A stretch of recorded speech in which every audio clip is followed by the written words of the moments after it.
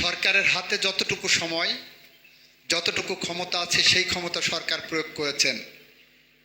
আমি বলেছিলাম 1 সপ্তাহের মধ্যে চার্জশিট হবে। আলহামদুলিল্লাহ আমরা 1 সপ্তাহের মধ্যে চার্জশিট দিতে পেরেছি সঠিকভাবে। বাকিটা আদালতের কাজ, আদালতকে আমরা সহযোগিতা করব।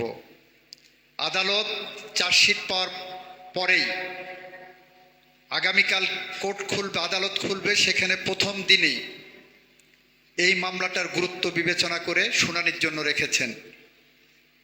এটা আদালতের এখতিয়ার। আমরা শুধু আদালতের কাছে প্রার্থনা করতে পারি। আমরা প্রার্থনা করব সর্বোচ্চ সাজা,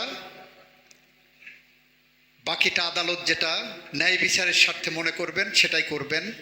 তবে আমি মনে করি যে যেরকম সাক্ষ্য প্রমাণ আছে, আসামির দোষ স্বীকারোক্তিমূলক জবানবন্দি আছে, সেই বিবেচনায় আমাদের যে সর্বোচ্চ শাস্তি, আমরা মনে করি আদালত এই বিষয়টা বিবেচনায় নেবেন। একটি হলো সংবিধান সংশোধনের কমিটিতে বিরোধী দল কোনো নাম দিয়েছে কিনা বা কোনো মতামত পেয়েছেন কিনা, এখনো পাইনি। আমরা লাস্ট সেশনের আগে বিরোধী দলের সাথে কথা বলেছিলাম। আমরা বলেছিলাম 17 সদস্য বিশিষ্ট একটা সংবিধান সংশোধন কমিটি করতে চাই।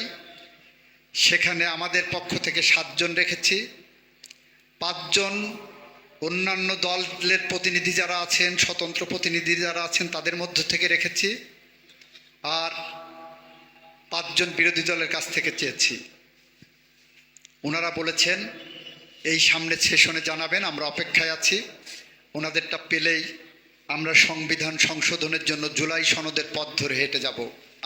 মানবাধিকার কমিশন আইন এবং গুম কমিশন আইন নিয়ে আমরা ইতিমধ্যেই প্রথম কনসালটেশন করেছি। আমাদের অনেক সুপারিশ এসেছে, সেগুলো যাচাই বাছাই করে দেখছি।